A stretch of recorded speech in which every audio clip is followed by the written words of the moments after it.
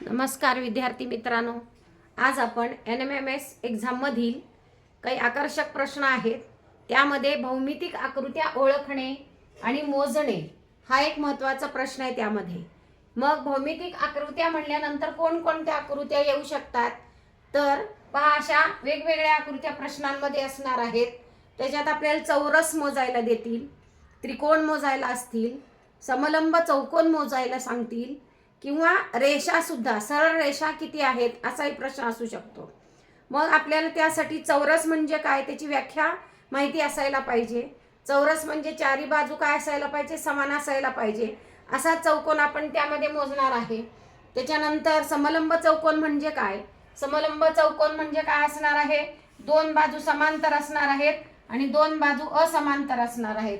अशी आकृती आपल्याला माहिती पाहिजे आणि ती आपल्याला मग ओळखता आली की आपण ते संख्या मोजू शकतो. म्हणजे आपल्याला भौमितिक ज्या काही आकृत्या आहेत त्यांच्या व्याख्या माहिती असायला पाहिजे. तो कसा आकार कसा दिसतो हे आपल्याला कळलं पाहिजे, तरच आपण मोजू शकतो. आता पहा, यामध्ये हे वेगवेगळे प्रश्न आहेत. त्यातला हा प्रश्न पहा. आपल्याला या ठिकाणी एक चांदणी सारखी आकृती दिसतेय आणि त्यात आपल्याला त्रिकोणांची संख्या मोजायला सांगितलेली आहे. आता त्रिकोणांची संख्या मोजत असताना आपण काय करूया, कधी कधी काय होतं, डबल डबल तोच त्रिकोण मोजला जातो. लक्षात राहत नाही की आपल्याला हा त्रिकोण मोजला होता की नाही. मग त्यासाठी आपण काय करूया, त्याला एक नंबरिंग करूया. म्हणजे मग नंबर देत गेलो की काय होईल की पुन्हा तोच त्रिकोण आपण मोजणार नाही.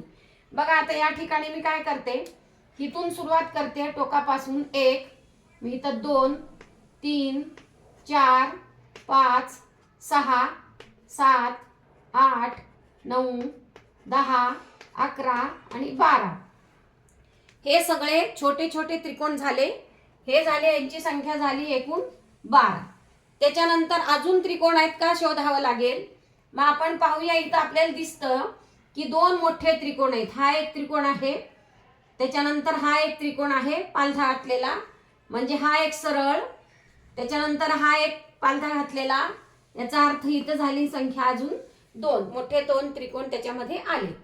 आता पाहूया अजून कुठं त्रिकोण दिसत आहेत का शोधूया. आता मी एक ठराविक ठिकाणून सुरुवात, इथून टोकापासून सुरुवात केली तर पहा मी इथून अशी आले. पहा इथं, म्हणजे 1, 3, 4, 5 हा एक त्रिकोण झाला. त्याच्यानंतर त्याच्याच खाली येऊ आपण असंच याच पद्धतीनं, म्हणजे त्याच्याच उलट येऊया. 8, 9, 10, 12 हा एक त्रिकोण झाला. म्हणजे 1, 2 हे 2 त्रिकोण झाले. पहा तसंच आपण या टोकाला येऊया. या टोक्याला आल्यानंतर परत इथून सुरुवात करते, असं घेऊया इथे. म्हणजे 2, 3, 4, 8 हा एक झाला. परत त्याच्याच पाठीशी 5, 10, 9, 11 हा एक झाला. म्हणजे 1, 2, 3, 4 असे झाले. इथले 2 असे उभे लिहिले होते, आता हे 2 लिहूया. हे 2 झाले. पहा आता 12, 2, 14, 2, 16, 2, 18. 18 पण पर्याय इथं आहेत. पण अजून बघूया, शोधूया अजून त्रिकोण दिसत आहेत का. इथं पर्याय आहे म्हणून पटकन नाही लिहायचंय, अजून मोजायचे आहेत का. आपण काय केलं, हा वरचा त्रिकोण, ह्याच्या खालचा हा आणि हा असं लिहिलेलं आहे. आता पहा अजून एक त्रिकोण राहिलेला आहे. पहा हे बघा, हा एक त्रिकोण राहिला. 4, 5, 6, 10. त्याच्याच पाठीचा एक राहिला. 3, 8, 7, 9 हा एक राहिला.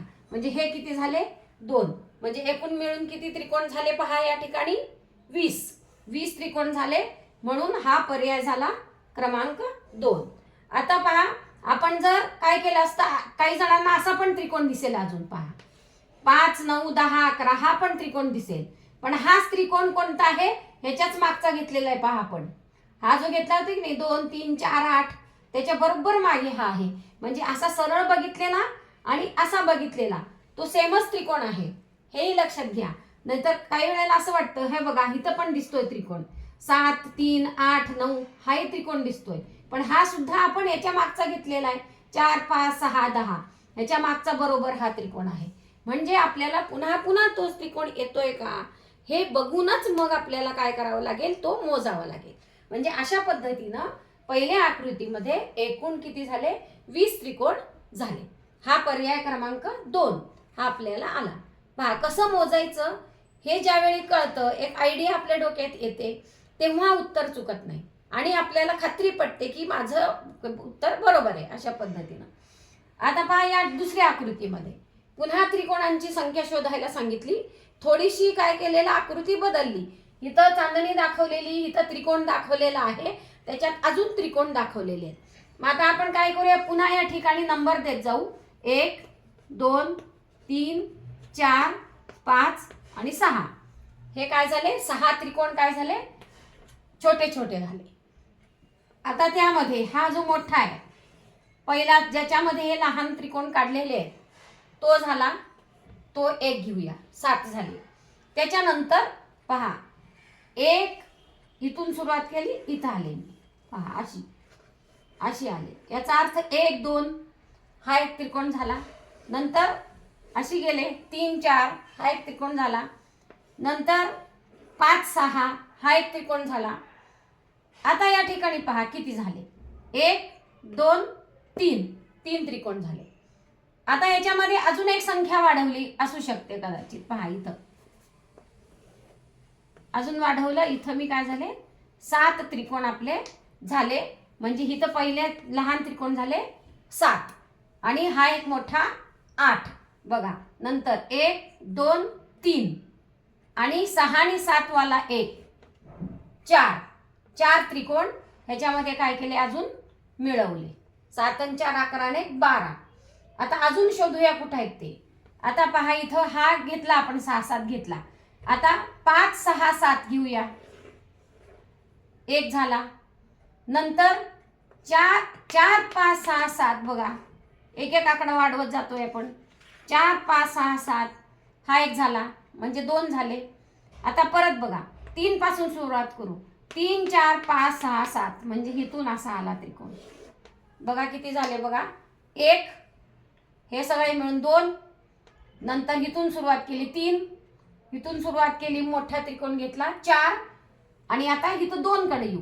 2 3 4 5 6 7 हा एक झाला, म्हणजे किती झाले 5. आता किती झाले 5 5 लिहूया, किती झाले बघा. आता 7 आणि 4 11 आणि 12 12 आणि 5 17 17 त्रिकोण झाले. आता बघा परत एकदा आपलं काही चुकलंय का शोधा, बरोबर आहे का शोधा, म्हणजे समजते आपल्याला काय करता येईल ते. बघा कसं घ्यायचंय, बघा 1 2 1 2, नंतर हा 3, नंतर हा 4. हे 4 त्रिकोण इथले झाले. पहिले 1 2 3 4 5 6 7 हे पहिले त्रिकोण झाले. हा मोठा त्रिकोण 1 हा एक झाला. आता बघूया कसं करायचं आहे. कसं आहे, 5 6 7 हा एक त्रिकोण घेतला, 1 4 5 6 7 2 3 4 5 6 7 3 2 3 4 5 6 7 4च झाले. म्हणजे आपल्याला नीट लक्ष देऊन करायचं आहे. म्हणजे 7 आणि 4 11 आणि 12 आणि 4 किती झाले 16. आता एक जर याच्यामध्ये घेतलं तर हा मोठा त्रिकोण होतोय तयार.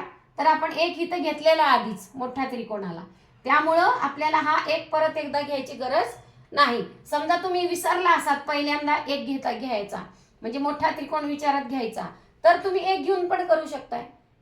जसं पहा इथं 5 6 7 हा एक त्रिकोण, 4 5 6 7 त्रिकोण नंबर 2, 3 4 5 6 7 त्रिकोण नंबर 3, 2 3 4 5 6 7 त्रिकोण नंबर 4 आणि 1 2 3 4 5 6 7 5. मग इथं 5 आलं असतं, ह्या एकाची गरज नाही.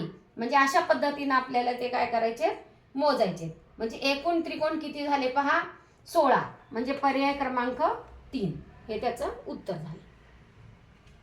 आता या ठिकाणी आकृती कशी दिसते पहा. या ठिकाणी चौरसांची संख्या मोजायला सांगितली. आता मुळात या ठिकाणी कसं असतं, जर समान असेल चौरसामध्ये, हा चौरस आहे, त्याच्यामध्ये काय केलेले पहा, भाग केलेले आहेत 1 2 3 4 1 2 3 4, म्हणजे एकाच चौरसाचे समान भाग केलेले आहेत. म्हणजे इकडं पण 4 इकडं पण 4. याचा अर्थ आपण नंबर देत गेलो तर 1 हा दुसरा चौकोन, हा तिसरा, हा चौथा, तसंच 2 3 4, म्हणजे 4 उभ्या आहेत 4 आडव्या आहेत, म्हणजे 4 चौकोनाची ओळ आहे, इकडं 4 चौरसाची ओळ आहे. मग आता आपल्याला कसं करायचं असतं यामध्ये.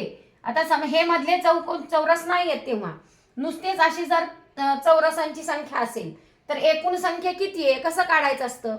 तर इथं 1 आणि इथला 1, एकचा काय, एकचा वर्ग म्हणजे हा एकच आहे चौरस, म्हणजे 1चा वर्ग घेतला. नंतर 2 गुणिले 2, 2चा वर्ग घेतला. 3 गुणिले 3, 3चा वर्ग घेतला. 4 गुणिले 4, 4चा वर्ग घेतला. 1चा वर्ग 1, 2चा वर्ग 4, 3चा वर्ग 9, 4चा वर्ग 16. म्हणजे एकूण किती चौरस झाले मोजायचे पहा. किती झाले? 30 झाले. म्हणजे एकूण चौरस झाले 30. म्हणजे हे लहान लहान जे आहेत ते एकूण चौरस 30 झाले. आणि आता हा मोठा एक चौरस आहे तो 1, त्याच्यामध्ये अधिक 1, परत ह्याच्यातला लहान एक आहे तो 1 अधिक 1, म्हणजे एकूण किती झाले? 32. म्हणजे 32 ही संख्या चौरसांची आली. आता समजा हे तुम्हाला लक्षात नाही आलं त्यावेळी, तर आपण काय करू शकतो? मोजू शकतो. जसं इथं आपण आकडे टाकले त्या पद्धतीनं पण करू शकतो. आता पहा कसं करता येईल. इथं हे 4 आणि उभे 4, 1 2 3 4 5 6 7 8 9 10 11 12 13 14 15 16, 16 झाले हे. मग 16 झाल्यानंतर काय करायचंय पहा, याच्यामध्ये हा एक मोठा 17, नंतर हा एक लहान 18. आता याच्यामध्ये पहा इथून हा पहा हा एक, तसे 4 आहेत, म्हणजे 18 आणि 4 हे किती झाले? 22. आणि अजून आता कुठे आहेत ते पाहायचं. चौरस म्हणल्यानंतर इथं पण आहे पहा, हा पहा 3 3 3 3, म्हणजे हा पण काय आहे? चौरस. हा पण एक झाला. त्याच्यानंतर अजून पण ह्याच्यामध्ये होतोय ह्याच्यासारखाच, आपण इकडून घेऊया असा, हा घेऊया, हा झाला. हे 2 झाले.